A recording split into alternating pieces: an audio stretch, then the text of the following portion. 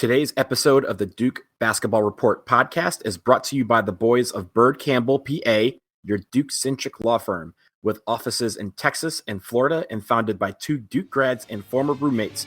Bird Campbell means business.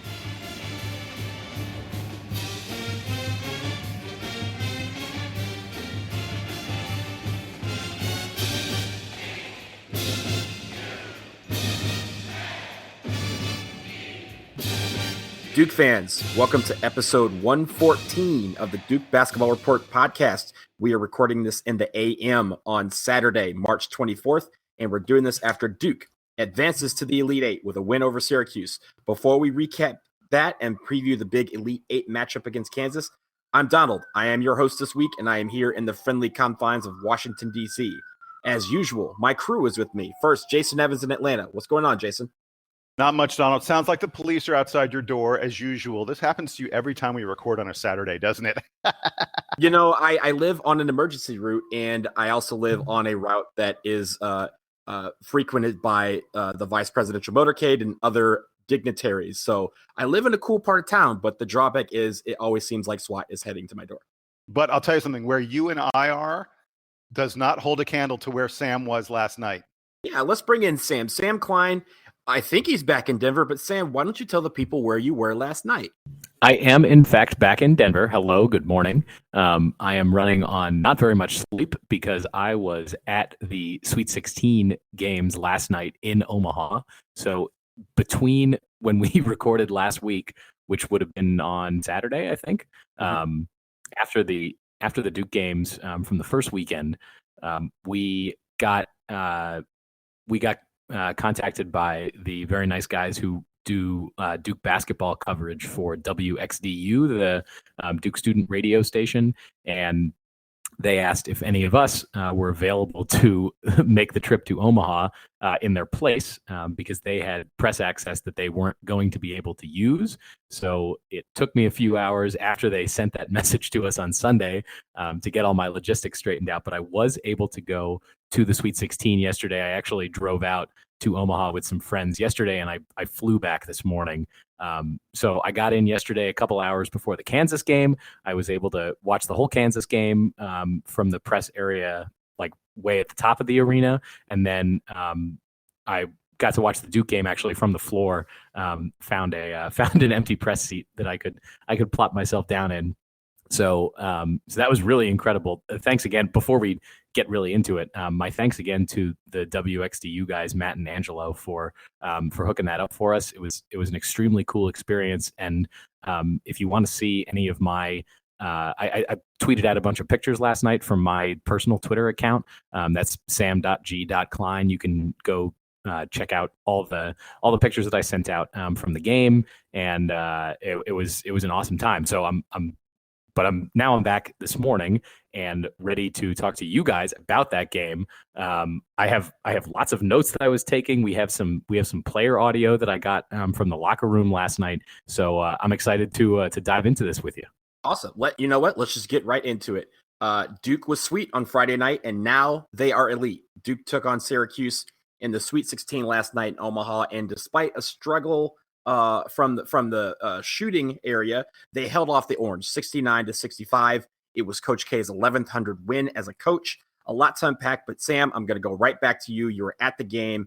You were on press row at various angles, and you got to talk to some of the players. Tell us your takeaways from the game, really, and first and foremost, your experience being on press row. Oh my gosh, it's incredibly cool. Being not that I've never been that close to a basketball game before because I was a Cameron Crazy for 4 years and often was approximately the position I was in last night, just being like right in the corner. But really cool to be down there. Got to walk around the arena a lot before the game and what have you. And but so my impressions of the game, because that's I think the most important thing here. Duke played really hard last night. I thought that they were working really hard on offense to get the shots they wanted, and we know the standout, I think, stats from last night are Duke's poor shooting from outside. We talked about in the preview, and relative to previous Syracuse games, that it is hard to make shots against Syracuse. I don't know that was the the problem last night was not that Duke was getting bad shots. I think that they just weren't falling. And Grayson Allen after the game talked about how it was just really frustrating that he was like, I took a couple of those shots that I thought were going in. So that was the main struggle for Duke. If Grayson makes 2 or 3 more of those threes, it's a comfortable victory, I think, rather than being like down to the wire like it was. However, really impressed last night with Duke's defense. They seem to be frustrating Syracuse a lot. Syracuse actually was more effective on offense this game than they were in the game in Cameron, but I still felt like Duke's defensive intensity was really high. I was especially impressed with Wendell Carter and Marvin Bagley last night on defense. I thought they did a really good job. I was sort of taking notes as the game was going on. That's like a stream of consciousness. But one of the things that I noted was that from the floor, watching that zone defense, the thing I think that you can't get from the TV angle is just how little space there is when the zone is being implemented effectively.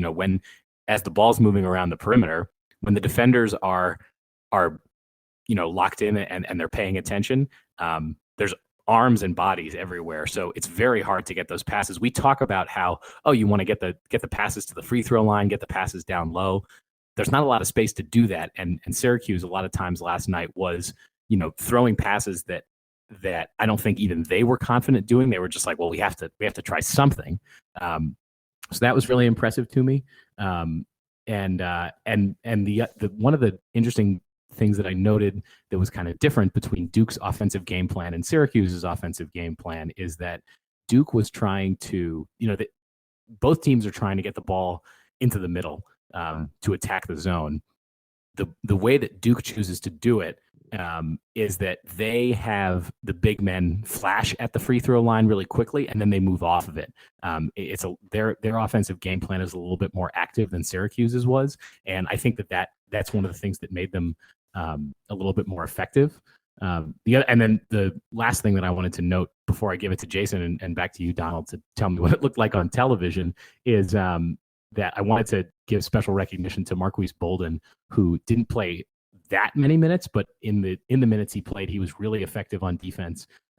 Made one very cool play where he broke up an alley-oop, and I wrote down that it must feel extremely cool to defend against that successfully, where you get up higher than the other guy does. But I know there were a lot of fun dunks last night from Duke, so I want to give it over to Jason. Jason, what did you see sort of from the traditional viewing angle of this game, and in particular, I want to hear about Duke's offense. I'm sorry, Sam. Before Jason answers, I have one final question for you from being at the game. Yes. How close were you to Nolan Smith's jacket? Okay, so my seat for the game was across from the Syracuse bench, so I was actually kind of far from Nolan's jacket. I did tweet a comment about it, though. I believe I said something to the effect of, remember back in 2010 when it was like a minor, Duke scandal that Coach K let Brian Zubek grow a beard. And it was like a closely cropped beard. It wasn't all that aggressive. This whole Nolan Smith's jacket last night makes Brian Zubek's beard growth look like the most innocuous thing that ever happened to the progression style in the Duke basketball program. I like, and it was funny because I said hi to Nolan Smith before the game, and he wasn't wearing the jacket yet. He was just wearing the shirt and tie. So I didn't realize at the time that he was going to be dressed so outrageously. And man, I wish I had, because I had things to say to him about it. It was lighting up the arena, even from the other side of the court. And I didn't have a great view of the Duke bench because I was like in the opposite corner and we're on kind of the same level. So it's a little hard to see them. But man, that jacket really stood out. That jacket definitely stood out. Okay, Jason, go. Your takes on the game. Well, so I want to start by talking about Syracuse. I want to give full credit to the Syracuse Orangemen. There was something Sam said at the end of the podcast last week after we had spent the entire Syracuse preview sort of dumping on them and, talking about there's no way they could keep up with us. and that they weren't nearly as good a team as Duke. And Sam said, boy, I really hope we aren't eating our words next week. And we almost were. And that is full credit to the Syracuse Orangemen. They had to ugly up the game, and they did. They had to prevent us from owning the paint and killing them on the boards, and they did. They couldn't let us score a lot. They couldn't let us hit a lot of threes, and they didn't. Their length and activity at the top of the zone makes it really hard to find your shot. Sam, I thought your comment about, length and zones plugging holes and the such, when you're watching a game on television and you've got the view from above, from the eye in the sky, it's easier to see the holes in the zone than when you're at the game. They're nowhere. Yeah. It looks like, when the ball was down at my end of the court and guys are passing it around the perimeter, regardless of if it was Syracuse or Duke on offense, it doesn't look like there's any room to throw the ball anywhere. And that's why, like I was talking about the difference in their game plans, that's why I thought Duke's game plan worked a little better, because they were more active. It requires a little bit more communication among the offensive players. The Syracuse players, I found a lot of times that, like, Howard and Tyus Battle would get the ball at the top of the key. Howard, I think in particular, and he'd be holding it and motioning with his head and his eyes at some of his other players, like his wings or his big men, to like go to certain spots, and they would react slowly, and the Duke players would be able to react along with them. So if, Gary Trent is guarding on the perimeter, like where Dolezaj is, he and Howard would like motion to Dolezaj to go left. Trent would follow his eyes and do the same thing. So there weren't as many opportunities, I thought, where Syracuse was getting the ball into like useful places relative to how well Duke was doing that. Well, so continuing about Syracuse, their ability to be long and really active in their zone makes it super hard for you to find a good shot unless you step back a little bit and you shoot from 23 instead of 20. And that's what we did, and it didn't work out for us. We didn't hit those shots. It also makes it really hard to find angles to get the ball into the post. That's why most of the pass we made into the post were lobs over the zone. Syracuse is really well coached. They did what they needed to do, and they almost pulled off a great upset. And again, full credit to them. And they worked so hard for it. I mean, in the first half, Syracuse had 9 offensive rebounds. We only had 6 defensive rebounds. They were owning us on the boards. They out-rebounded us 19-12 in the first half. I never thought that would happen. Now, we turned around and out-rebounded them 21-12 in the second half, and that gave us an 11-1 margin on second chance points. Those second chance points in the second half was the difference in the game for us. It's the only reason we were able to win this game. And last thing I want to say about Syracuse is, folks, what you saw in this game, be prepared to see it again next year, because this Syracuse team is going to be really good, and they bring everyone back. I guess it's possible. There's been talk that Tyus Battle and O'Shea Brissett, either one of them could maybe turn pro, but there's not a lot of talk about it. Neither one of them are, lottery picks or anything like that. I mean, I think both Battle and Brissett could maybe be a late first rounder, but everyone else is back. I think Battle and Brissett both might be back. At least one of them probably will be back. They bring in a top 10 recruit in a forward named Darius Basley, who is really good. They're going to be much deeper next year because they have 3 really nice recruits. Most of their guys were like Dolezaj and Brissett were both freshmen. I mean, those guys were really solid players for freshmen, and they're probably going to be around. Dolezaj especially is going to be around for a long time. They weren't even top 100 players, and they turned into really good, solid players. Jim Boeheim did a great job with this team, and I think next year, it could be the best Syracuse team we've seen since like the very first year Syracuse was in the ACC. But yeah, I'm glad you mentioned that, because I could see, and you hit on the fact that they're bringing in some better offensive talent next year. They need a little bit more order on offense and a little bit more creativity, because that offense this year just didn't really feature anything that in particular scared you, I thought. If they clean that up even a little bit, you're right. They're going to be extremely scary next year, and they'll be back to being, I think, a top 4 or 5 team in the ACC. Yeah. Oh, yeah. And the thing about Duke in this game was there's no question we took a ton of threes and we missed a ton of threes. And if you have to have a game, if you have to have a stinker that you win to win a national title, I think this was the stinker. Although, like I said earlier, full credit to Syracuse for forcing us to play that poorly, for forcing us to shoot that poorly. I'll say this. I don't think we will shoot nearly that poorly again outside against Kansas. But if we do, the game won't be nearly as intense or interesting down the stretch. That's for sure. If we play that way, if we shoot that way against Kansas, we won't be in the game against them. That's for sure.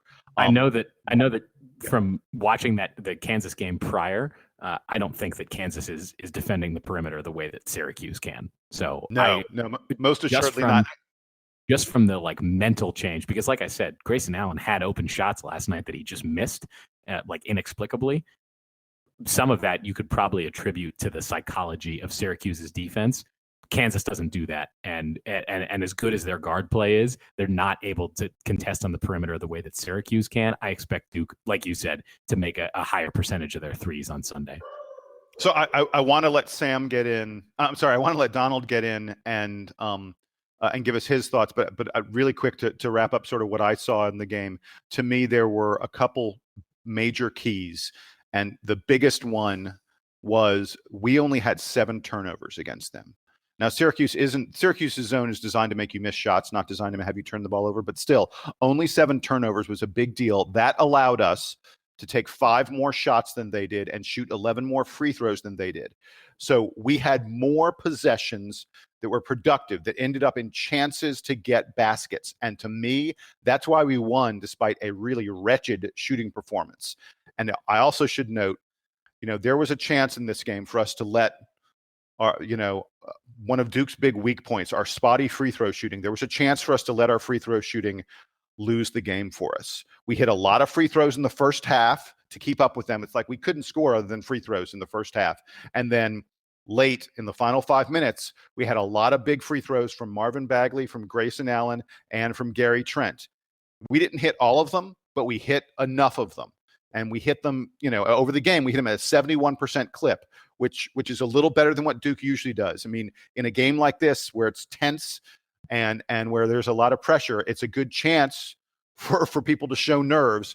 I wouldn't have been shocked if Duke had hit only 60% of their free throws. If we did, we would have lost. So I think that's a really great sign for this team moving forward as we now get on to Kansas. But Donald, it's been all me and Sam. Go for it, man. What were your thoughts about the game? So to follow up with what you guys had, there was two notes that I had. The first one, in this game, in the first 15 minutes, I found myself looking up and asking myself, am I playing NBA 2K? Here's why. Because we talked about the fact that we have similar zones and similar matchups, and during the game, it was almost like we were playing a game where it was Duke versus Duke, blue versus white, because the defensive shapes of the zones were exactly the same. The way each team was attacking the zone was exactly the same. And at the end of the day, it was all about who executed on either end better. And we did that slightly better than Syracuse. And it was funny to watch because when you're doing that, you're almost like trying to figure out, hey, what are we doing differently? What do we need to do to get back in this game? Or what do we need to do to make some adjustments? And we didn't really have to do anything. It was almost like looking in the mirror. We were looking at Syracuse, and Syracuse was doing exactly what we were doing to kind of stay with us. And I thought that was kind of clever by Boeheim to kind of, read what we were doing and just kind of mimic it because it was obviously going to work. But the one thing that Syracuse was doing, and they did this a lot in the first half, but really in the second half, they had opportunities where they could have opened up the lead or established some momentum, but they tried to create posters. And by that I mean they were trying to get, alley-oop dunks, and when they were catching the ball, they were trying to dunk it in someone's face. They were trying to go do stuff in a Duke player's face. And it was kind of weird because they missed a couple of alley-oops, they missed a couple of putbacks, because if they had just done a normal dunk, it would have gone in, but they decided to try and find the closest Duke person to them to try and do it over them, and they missed. we picked up on that in the second half, and you could tell the couple times. I know Sam mentioned Marquise Bolden when he blocked the alley-oop, the alley-oop attempt. He did that because he knew what they were going to do. He was like, this guy is going to try and pass to a guy that's behind me, and this guy is going to try and find me and try and dunk over me. Well, he can't do that if he doesn't have the ball. So he went up there, he timed it perfectly, tipped the ball to himself, and ran down and got that. I want to say it was the layup at the other end, or the putback at the other end. So I think that those two things really were interesting to note in addition to what you guys had. But in the end, I think the difference was we executed down the stretch. We made our free throws. Gary Trent, when he made those free throws at the end, the very end, he made the first free throw, and you could tell someone asked him, hey, man, knock this down. You got this. And calmly, with like not an expression in the world, he looks at him and goes, I got it. And as soon as I saw him say that on national TV, I started smiling in the back of the room, because I was like, this guy's got it. The ice water is in his veins. He's making these free throws, and we're going to the Elite Eight. So I think that's what the difference was. We executed, especially down the stretch. We were poised and we made the plays. But I want to toss back to Sam, because Sam, after the game, you were able to get into the locker room and talk with some of the players. So tell us what that was about, and kind of lead us into that. Sure. So I got to talk to Grayson Allen for a little bit about his shooting night in particular, and got to snag some quotes as well from other reporters about his growth. I know we're going to listen to those in a second. I also got some interesting insight from Marquise Bolden about preparation for this game, and then we talked to Wendell Carter also about what his game plan was here, and about that offensive execution that I talked about, and looking forward at Kansas, because I know that he knows Udoka Azubuike, who's a guy we're going to talk about here pretty soon. So let's go to those tapes, and we'll just run through some of that audio that I grabbed last night.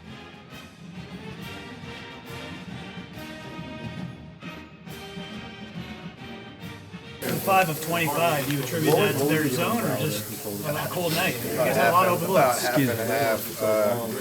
A lot of those were really open. A lot of those were deeper because of how they contested the zone. But me and Gary will have better shooting nights than that most of the time. But their defense does a good job, so you have to get some credit to them. And I don't know if we would have won a 5 for 25 game early on in the season. We did a really good job of not letting the offensive shooting affect our defense.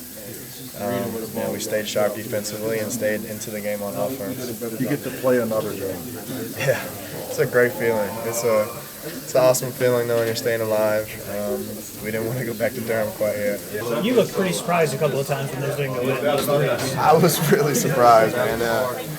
Take rims here in Omaha. We got really good looks. Especially our big guys in the middle played so good. I wish I could have given them some more assists. Thanks. Yeah. How surprised were you that Marvin missed that one dunk that ended up getting called for the basket? Yeah, very surprised. I haven't seen him do that many times. Usually he's, we'll just say he was too high up there to finish it. He's the only one who you can say that about, right? Yeah. What is his second jump kind of like in terms of his ability to get up that high that quick? It seems like something no one's ever seen on this team. I mean, if his first jump is 40, his second jump's 38, so it's a pretty crazy thing.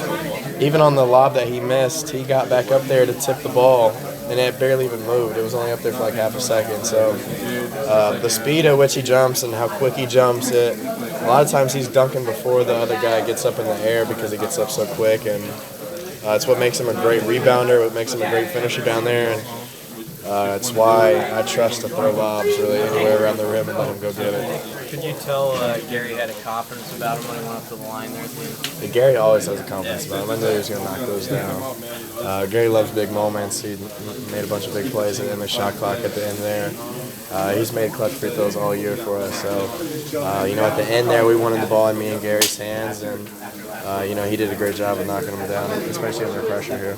Grayson, you've been the one senior around all these freshmen. How have you seen them grow since the first day you guys walked out to practice? A game like today kind of sums it up. earlier in the year, if we would have gone 5 for 26 from 3, we wouldn't have won a game. We wouldn't have stayed in it on the defensive end like we did today. So much is, as a young player, so much of your game you feel like is centered around scoring. And when you don't score the ball well, it affects all parts of your game. And this team has matured enough where it didn't. Trey's low-scoring game didn't affect his game. He was really good defensively, especially with fighting around screens up top. Gary, too. Gary was vocal and active the entire game, even after he was missing threes. And so this team has grown so much, and it's not only me talking out there. There's a bunch of feedback from them. Trey is bringing us in for a lot of huddles, a lot of time, and Gary has a great voice out there. And one of the reasons our zone works so well is Wendell's voice in the middle. So these guys have really grown into leaders in their own right, matured a lot as players as they've had to. How much do you remember about the Elite Eight and the Sweet 16 and maybe the end of the tournament in your freshman season? Other than the winning part. Yeah, it felt good to win. I don't remember a ton of it. I remember obviously we had Gonzaga there in the Elite Eight my freshman year, and was a tough game, and Matt Jones ended up coming up huge for us and making big shots down the stretch. So how does experience compare? Well, you have to expect to be in a big game. You have to be expected to be in pressure moments, tough moments like Gary was in today. We have to expect to be in a moment where we're down 2 and we need to get a bucket, or we're up 2 and we need to get a stop. Those are the moments that you have to kind of embrace, and that's where experience on coach's end helps.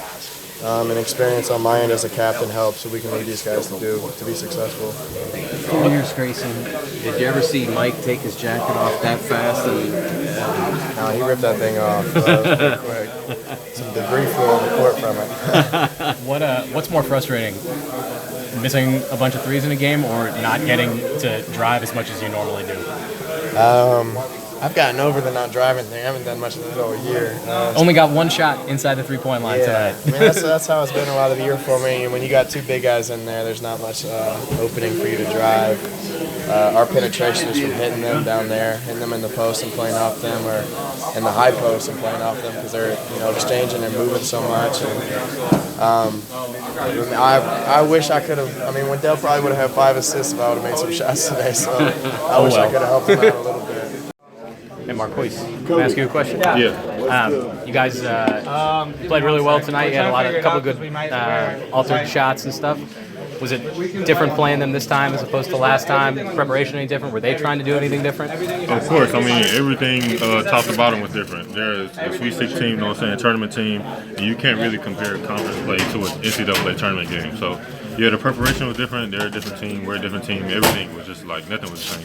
What was it about their offensive execution you think that was different this time than last time? Their offensive execution? Yeah. They really moved the ball well, and they tried to, they play zone, we play zone, so we really all know the ins and outs. So they really just tried to, find open spots and knock down shots. Great, thanks. Appreciate it. Well, I've been covering K's games for a long time. I've never seen him rip off his jacket like that. What impression did that make on you guys when he did that and then the huddle? He preaches to us about, when it's a fire, we have to put it out as a team.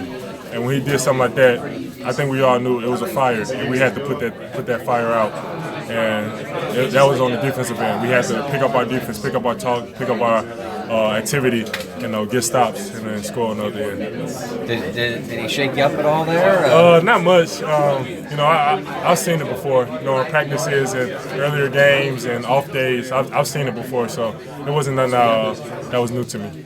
Do you feel like you guys needed that at that point? Like needed to be not shaking up, but that kind of yeah, I know statement on the sideline. Yeah, we definitely needed it. We came out in the second half very flat, and that just put something in the back of our heads, let's just do or die. There's no more second chances. Let's go ahead and take care of business. It's easy to say obviously before games that Syracuse is going to be a completely different team from a month ago, but then when you see them on the court and you think back, a month ago in Cameron we were crushing these guys, What was that first impression like when you saw them moving the ball way better than they did a month ago, hitting shots? Did it kind of take you back at first? It did take me back, but at the same time, I forced that thought out of my mind. I didn't want to, relax and think that, we beat this team before.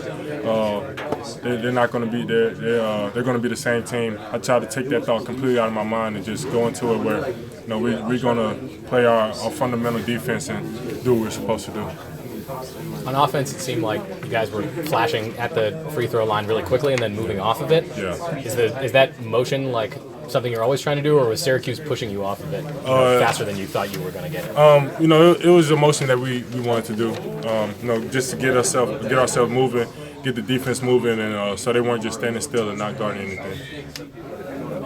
Wendell, what kind of thoughts do you have just initially about having this kind of a matchup with Kansas, which is obviously another traditional power with a spot on the Final Four at stake? They're a great team. I haven't watched them much this year, but I know a lot of their personnel.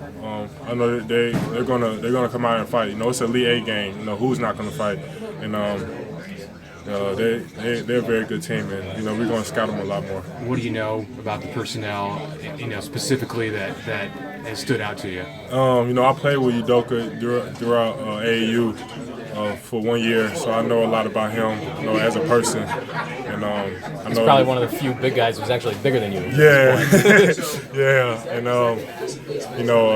Malik Newman, great shooter. All their guards are great shooters, great drivers, and they're very feisty on the defensive end. I had one more question for you, Wendell. What changed about preparing for them this time when you guys have already played them in the regular season, but you got to play them in the tournament, postseason? We were able to rely on that game that we played earlier in the season, but it was more of a heart thing. Who was going to have the most heart in this game? And it wasn't so much about personnel, but going out there sharing a lot of emotion and just making the correct basketball plays. Were they executing better on offense this time than they were last time? Yeah, definitely.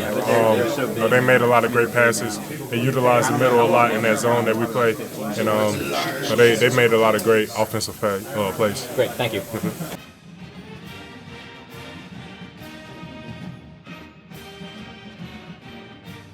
So, Sam, congrats on getting that. It's really cool. It's really fun to be in a locker room.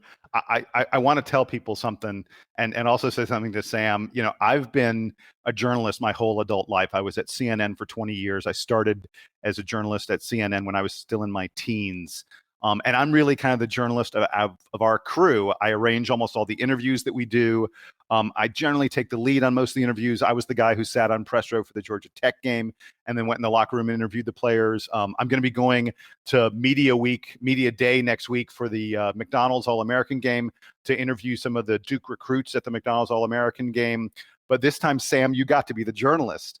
And now Sam knows. Now Sam understands that thinking about questions that are actually probing and not obvious is not easy. And watching a game from press row and being dispassionate about it, sort of divorcing yourself from your fandom so that you can report on it in a, sort of an intellectual and dispassionate way is not easy. Sam, do me a favor. Talk for a moment about what it's like being a journalist and being immersed in that world for that one game.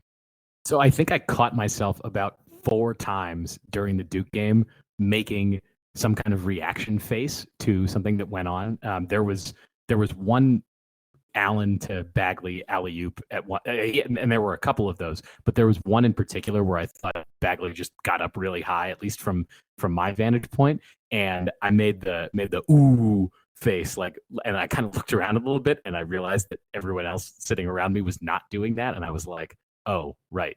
Don't do that.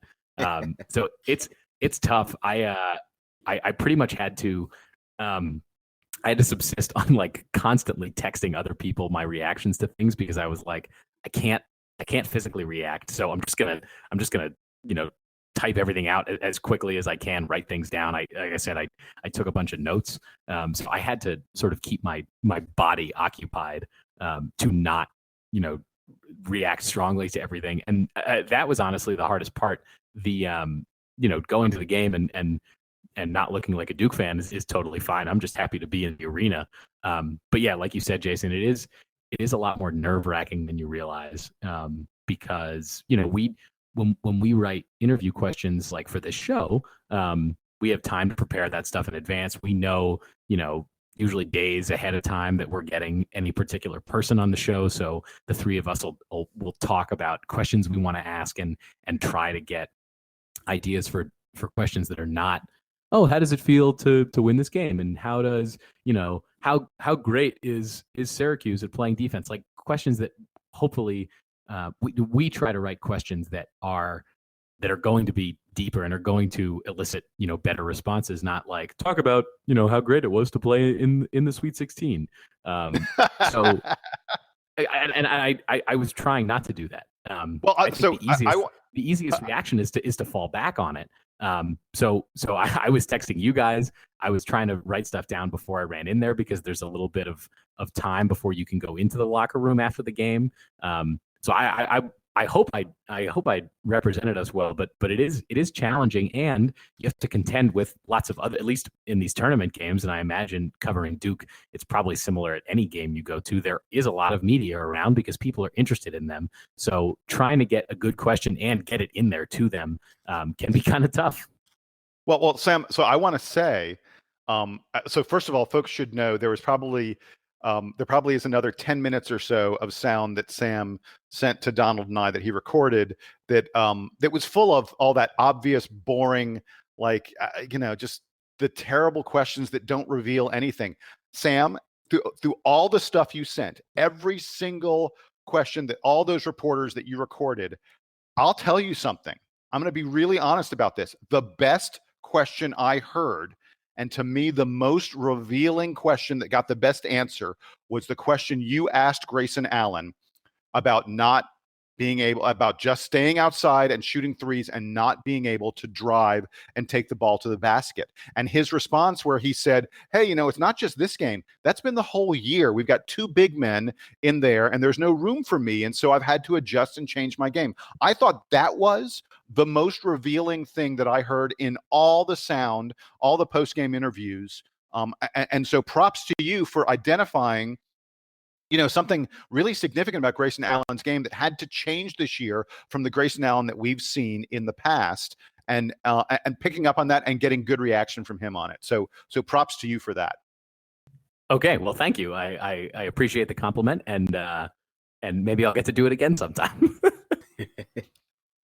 I think the one thing that I took from Grayson Allen's interview and the questions that he answered, you can kind of tell that there's a part of him that has gone back to his freshman year and realizes how fun college basketball can be for him. Obviously we've talked about, kind of the ups and downs that he's gone through in his career with the mental aspect of things and the tripping incidents and stuff like that. But you could tell it's still fun for him. And I really appreciate it. And through all this where we're, you guys have teams who are locked in, and we're in the last 8 teams remaining in the country that are playing basketball for a national title, and he's finding the fun in this. And I really appreciate that he is able to do that in his last, few games as a Duke player. That is kind of the revealing thing. And that's even above what Jason was just talking about. Those revealing things where you can kind of get to the root of, what makes this fun for these guys. And even though that they're focused and this is kind of a pseudo job for them, that they're having fun with it. That lets me, that kind of opens up and makes you, really latch onto these players and really makes you want to watch the next game. And I think that was the most revealing thing that came out of these interviews, was his ability to show that he's, having a little bit of fun in this. I'll finish on that thought, because you guys talked about Grayson a little more. So the setup in the locker room, it's a pretty small space, and most of the players are, after the game, are seated in front of their lockers, like kind of waiting there for any reporters who want to come talk to them. So there's like a crowd of reporters around basically each of the starters. And, if somebody else played well, Grayson and Marvin Bagley got pulled out at the beginning to go do the bigger, like, seated press conference, like out in the media area.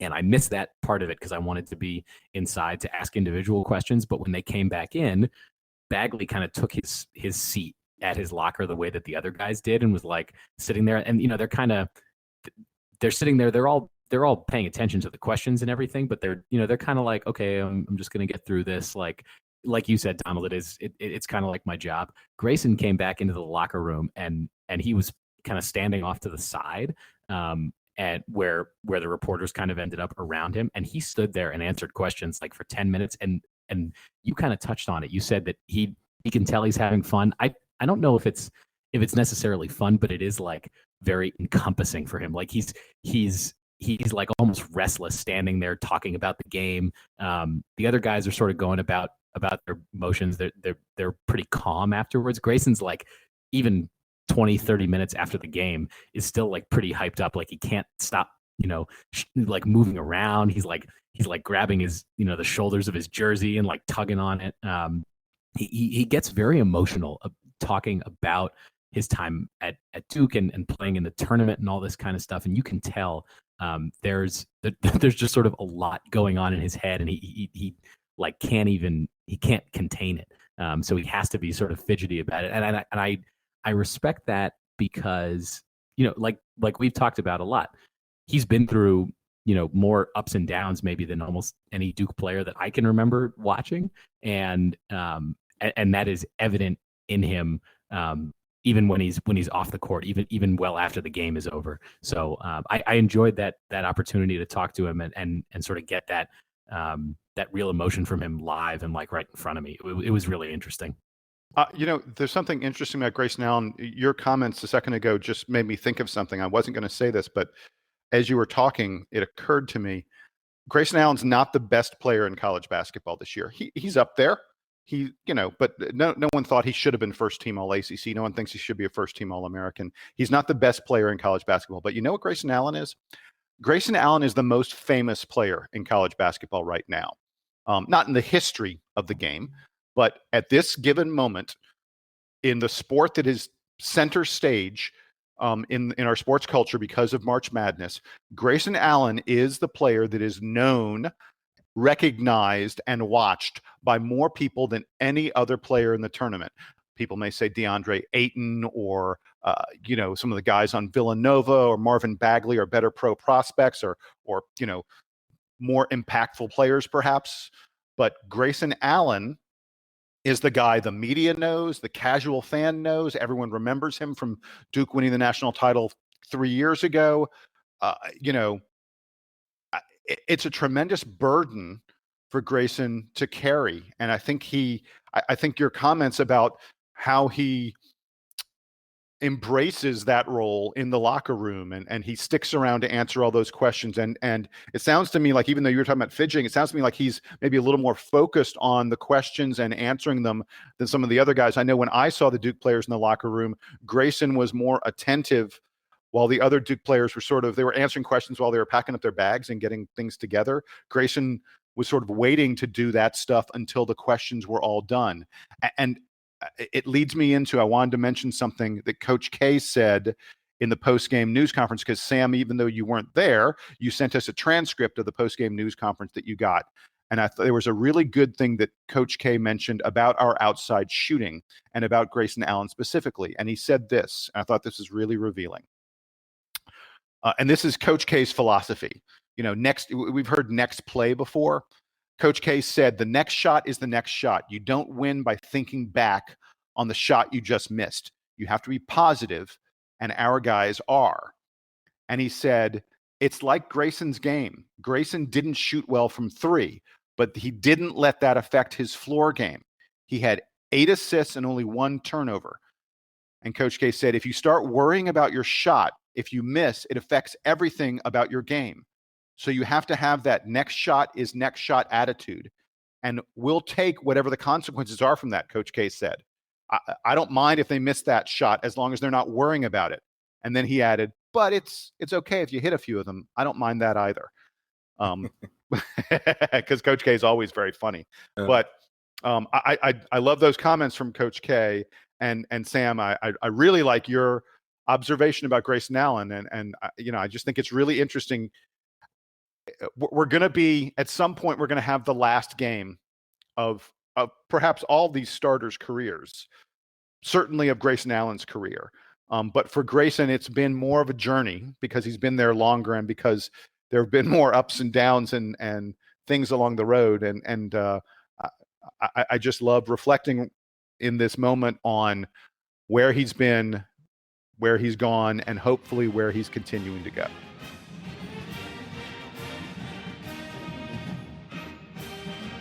Today's podcast is proudly sponsored by two Duke class of 1978 alums and former roommates Jamie Campbell and Tucker Bird, both diehard Duke fans and the founders of Bird Campbell PA, a Duke-centric business law firm with offices in Dallas, Orlando, and the Gulf Coast.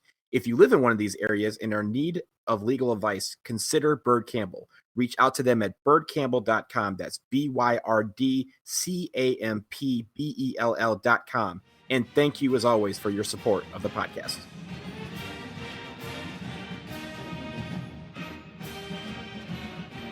All right, guys, the marquee matchup that the NCAA tournament has been waiting for is finally here. Duke will take on Kansas in the Midwest Regional Final tomorrow. That is a 5:05 tip-off on the East Coast. Jason, I'm going to start with you. What do we need to do to beat the Jayhawks? Well, there's a simple part of all of this, which is Duke must rebound.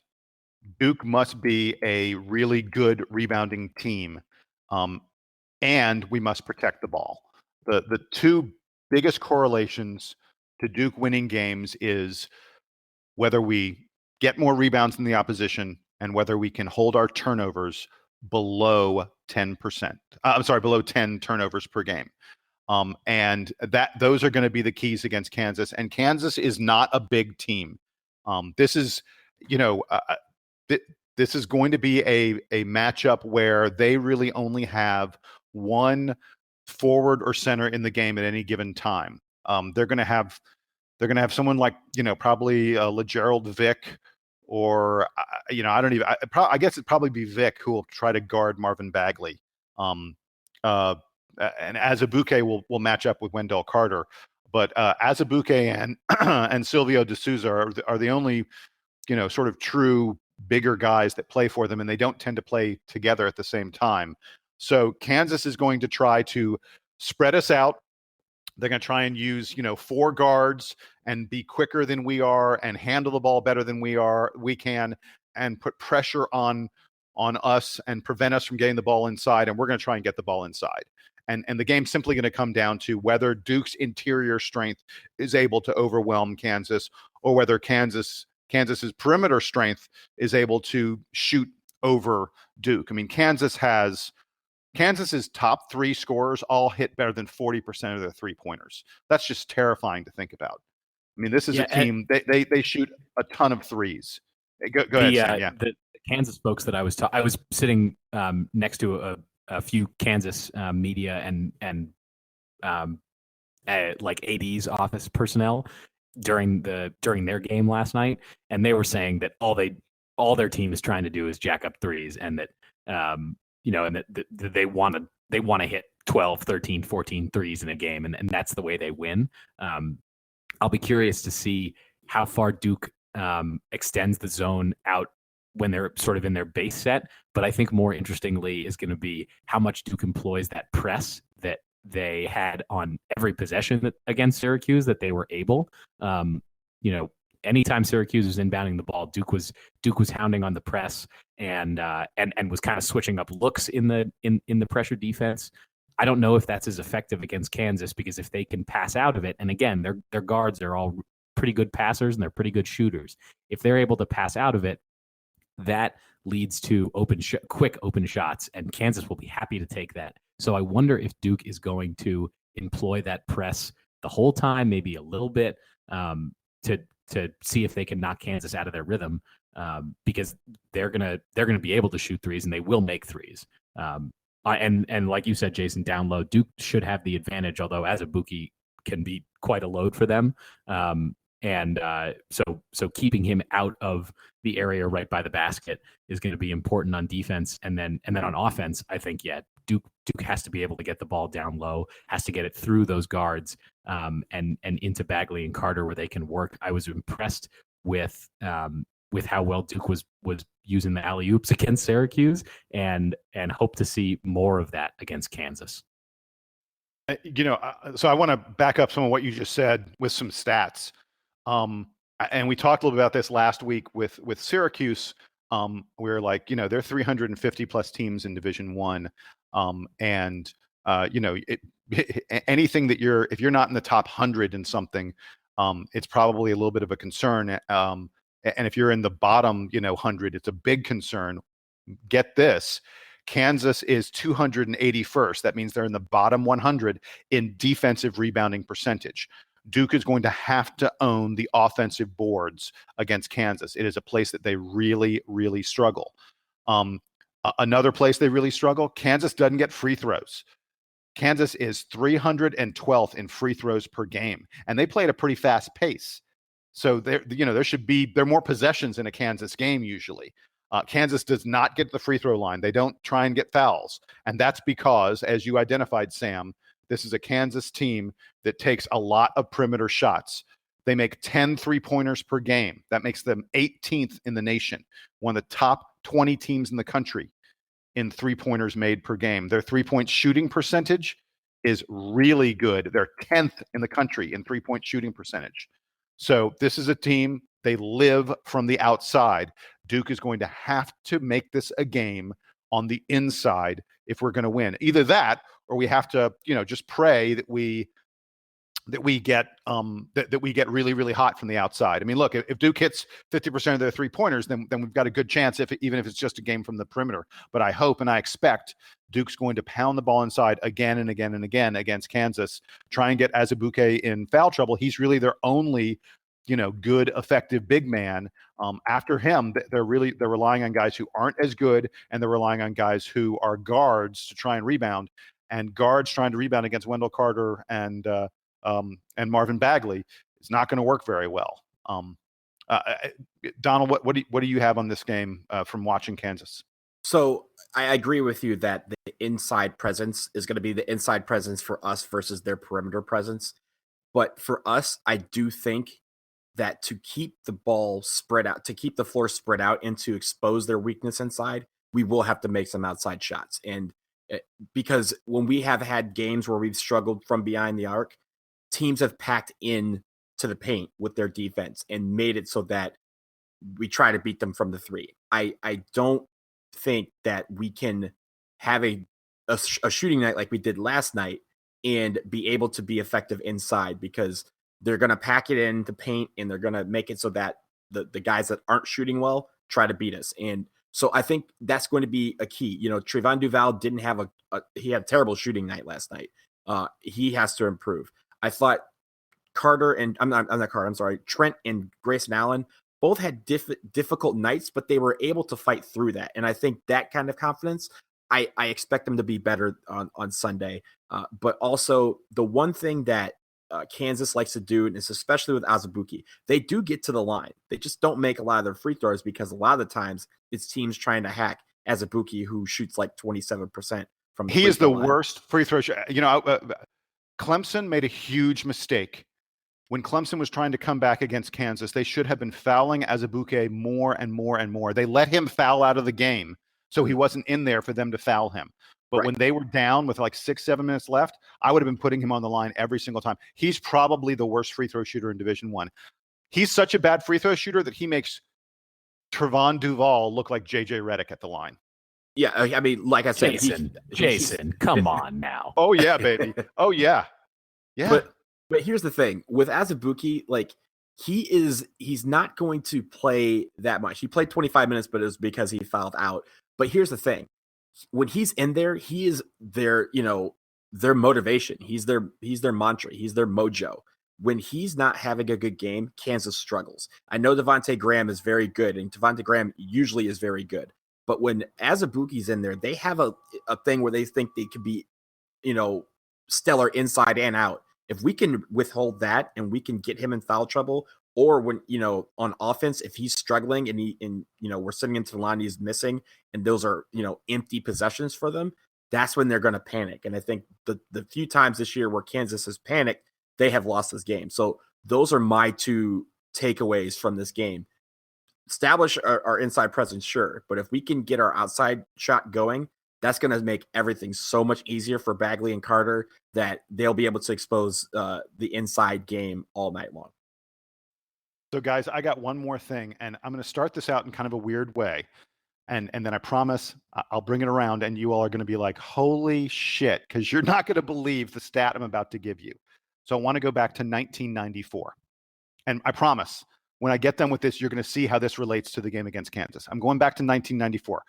I want to remind people of what 1994 was. In 1994, Sam and Donald, neither of you had ever stepped foot on Duke campus. Am I correct about that? That is correct. I was barely stepping anywhere at that point. Yeah. Kyrie Irving was in diapers in 1994. Gas cost $1.09 a gallon. Movie tickets were $4. Nelson Mandela had just become president of South Africa. O.J. Simpson was fleeing from the police. We were watching movies like The Lion King, Pulp Fiction, and Shawshank Redemption. Beavis and Butthead were popular on television. So was NYPD Blue. We were listening to Bryan Adams, Rod Stewart, and Celine Dion. They were the most popular musicians. But Tiger Woods was still an amateur golfer. Joel Embiid, Giannis Antetokounmpo, the Freak, and Jameis Winston hadn't been born yet. That was 1994. Why am I talking to you about 1994? Because Duke is a number 2 seed. Kansas is a number 1 seed. The last time Duke beat a higher seeded team in the NCAA tournament was 1994 against Purdue. What? Duke, yes. You know what? That kind of makes sense. Makes sense because we're normally the higher seed. Yeah, but I mean, it's not like we're always a number 1 seed. But think about that for a second. Sam, I got the reaction out of you I was expecting. When I heard this stat, when a friend of mine told me this, I flipped. The last time Duke beat a higher seeded team was Purdue in 1994. They had Glenn the Big Dog Robinson and Billy King had an incredible, I think it was Billy King. Oh, maybe I'm getting my games confused. I forget. No, Grant Hill. Grant Hill had a great defensive game. Billy King was already gone before that. Yeah, he was gone. I was thinking of Billy King defeating Mark Macon back in 90, I think 90 it was. But in any event, no, Grant Hill had a great defensive game against Glenn Big Dog, and Duke went to the Final Four. Again, we would eventually went to the national championship. We eventually would lose to Arkansas. But that was the last time Duke beat a higher seeded team. We've only played 4 higher seeded teams over the years since then. In 1994, we played Arkansas and we lost. They were a 1 seed. We were, I think, a 3. In 2003, we were a 3 seed and we lost to Kansas when Kansas was a 2. In 2013, we were a 2 seed and we lost to Louisville in the famous game where, Ware broke his leg. And in 2016, we were a 4 seed and we lost to number 1 Oregon. So we've only played 4 times a higher seed since 1994. But the point is, we haven't beaten a higher seeded team since Sam was barely walking. So we're due. We are due, and it's going to happen. But I just wanted to say that. I thought that was incredible. 1994, the Lion King. That's the last time we beat a higher seeded team. It's time to do it again.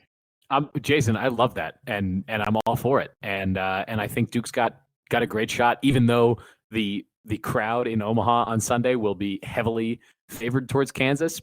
Duke is used to things like that, and I think they're going to come out on top. I think that the matchup favors Duke really well, like we've talked about, and I look forward to us talking about Duke, winning a game against the higher seeded team for the first time, in almost 25 years.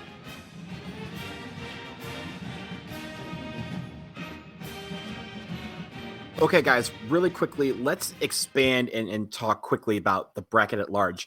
And I want to go with you, Sam, because I know you have thoughts about the imbalance that we've seen so far, and now that we really have in the Elite Eight. Talk to us about it. Yeah, so on the right side of the bracket, which was all the games that were played Friday night, the winners were the 1 seed, the 3 seed, a 1 seed, and a 2 seed. So that would be Villanova, Texas Tech, Kansas, and Duke, of course. We'll all be playing for 2 spots in the Final Four. On the other side, I was going to say, it's worth noting that the 2 seed that lost, the only one that lost was a Purdue team that is has lost arguably their best player. So they weren't a real 2 seed. So Right. you've got the 4 best teams on this half of the bracket are the 4 teams left standing. Right. And on the other side, you have Michigan, who the 3 of us all picked to go to the Final Four, probably because none of us could stand to see Carolina there, but they're still standing. They are by far the best team that's left. Kansas State, who again, I was talking to these Kansas guys yesterday, and they were saying, I was talking to some guys. I think that they were out of a radio station in Topeka or Wichita, one of the other cities in Kansas, and they said, yeah, we've been not expecting, but we've been sort of planning all year that we'd be covering Kansas in the Final Four because they were solid all year and they were going to have an easy geographic path, and they said, and it turns out we might be going to the Final Four to cover K-State, which nobody thought we were going to do. And K-State is the higher seeded team in that Elite Eight game in the South Regional against Loyola Chicago. I don't know if Kansas State's going to win that game, but I remember back to so long ago, like 2 weeks, when we said, man, what a hard region. Virginia's going to have to go through Arizona and Kentucky and Cincinnati. Then all those teams are gone. And then after the first weekend, it was, now Kentucky has this easy path to the Final Four. Well, that's gone because they somehow lost to Kansas State, in basically a home game for Kentucky. And then in the other bracket, you have Michigan, Donald's Michigan Wolverines, who have looked stellar in this tournament. They might be the most impressive team, I think, so far in this tournament, just the way they've won all these games. They got lucky. Hold on. They shouldn't even be here. It took a desperation 3-pointer for them to even get here. Well, in any event, it was a nicely taken desperation 3-pointer though, so it's fine. But yeah, but they go up against the Florida State team that we all saw earlier this year, and I don't know. Do you guys want to correct me? Is anything exciting about Florida State? Was like there was nothing that stood out about them to me this year that made me think, yeah, Final Four bound Florida State. Leonard Hamilton. I mean, Leonard Hamilton's had way better teams in Tallahassee than the one that he has this year, and here they are, 1 win away from going to his first Final Four. I mean, you were talking about Michigan being the most impressive team so far in this tournament, like at least on that side of the bracket.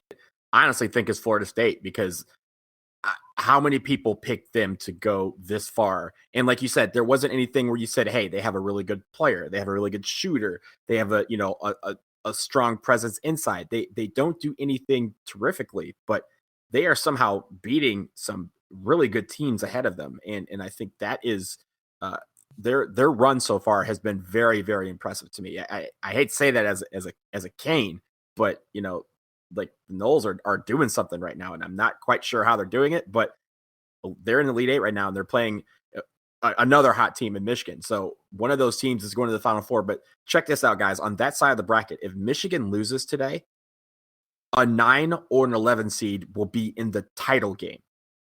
Imagine that. Like, I don't think anyone ever imagined that a 16 seed would take down a 1. We all thought it would eventually happen, but no one ever picks it. But it will be that we have the first 9-11 matchup ever in the tournament, and that can only happen in the Elite Eight. And if Michigan loses, we're going to have a 9 seed or an 11 seed in the title game, the highest seed to ever make the title game. So there's a lot of surprising things that have happened so far in this tournament, especially on the one. It makes the one side of the bracket look really, really chaotic. But it's funny. We talk about rooting for chaos in every tournament except for when Duke plays. So far, that has held true. And hopefully, we won't have any chaos tomorrow with us. But I think that the chaotic nature of this makes this will go down as one of the more memorable tournaments in the history of college basketball. And I'm going to make a commitment to next year and in future years to hunt more chaos as I'm making bracket picks, because I think the more that time goes on, the more that these teams that aren't as talented have the ability to out scout and out execute the sort of the more talented teams, the more traditional teams, and we've seen that all over the tournament this year, and it's been really fun to watch. Yeah, absolutely. And today I think there's Michigan, Florida State, Kansas State, Loyola.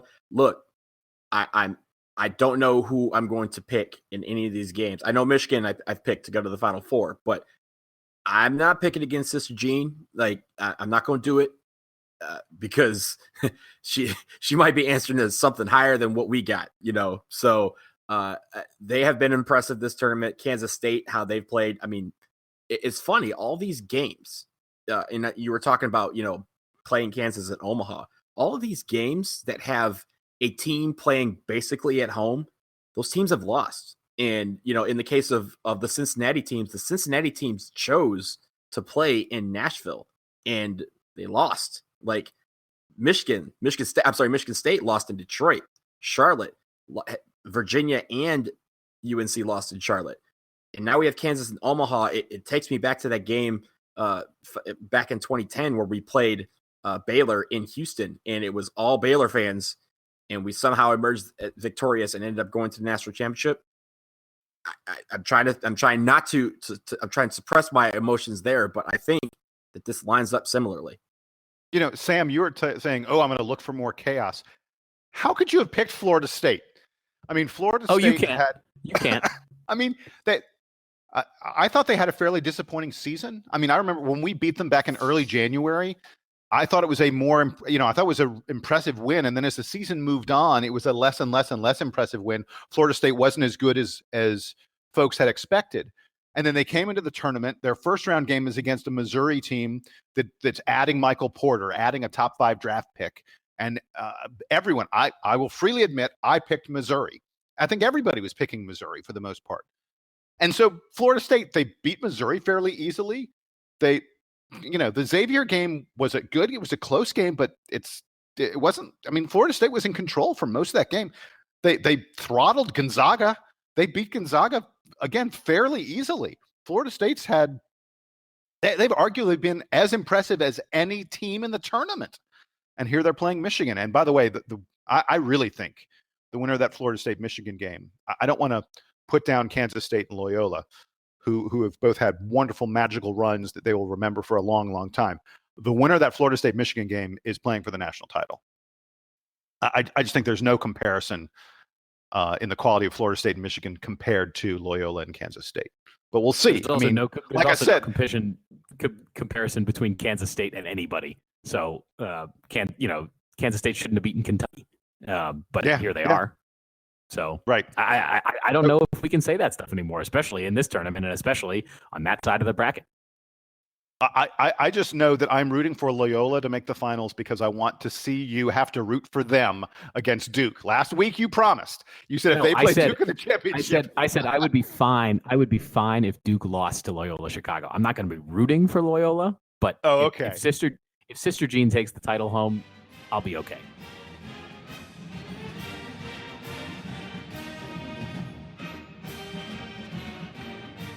Okay, guys, we are going to wrap up with our player of the week, or our player of the game, really.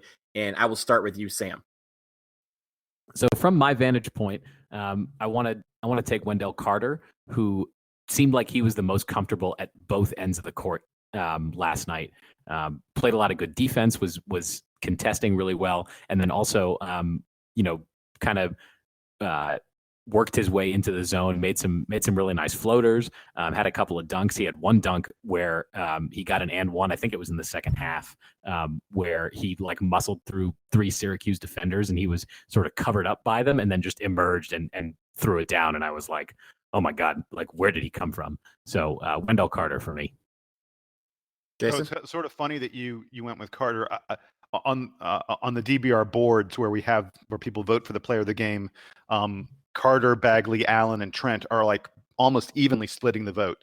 And I was sure that when the 3 of us got together and made our picks that we'd pick 3 different guys. But I agree with you that Wendell Carter played really, really well. 12 rebounds, 14 points.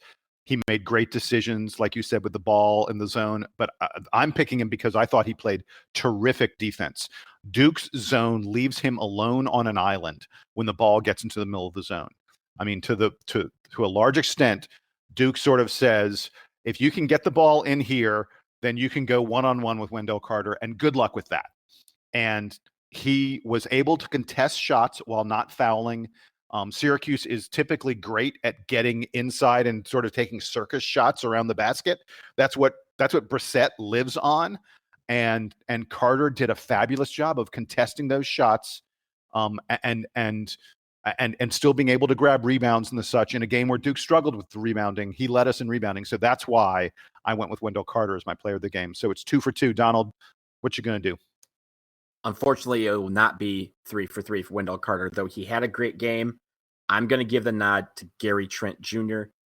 Gary Trent, I thought, had a great game, but really where he stood out was down the stretch.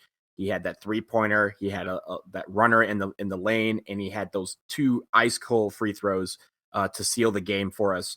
And for that, he is going to be my player of the week. But I do give props to Wendell Carter, Bagley, and Grayson Allen for how they played. And also Marquise Bolden, because I thought at times Marquise, when he came in, he didn't do much, but he did enough to really set a tone and gain some momentum for our team. And it was very well noted. And very casually, Marvin Bagley set the Duke freshman scoring record last night, and we didn't talk about it until I just mentioned it. Ho hum. I mean, he had a ho hum 22 points, like which is yeah, whatever. Astounding that we still talk about it like that. He also failed to get up correctly on that one alley oop and got the ball stuck and was called for basket interference. So you know what, Marvin Bagley, you could do better. Okay, guys, that's going to do it for us here on episode 114 of the DBR Podcast. As always, you can find us on iTunes. You can find us on Stitcher Radio, Google Play, and SoundCloud.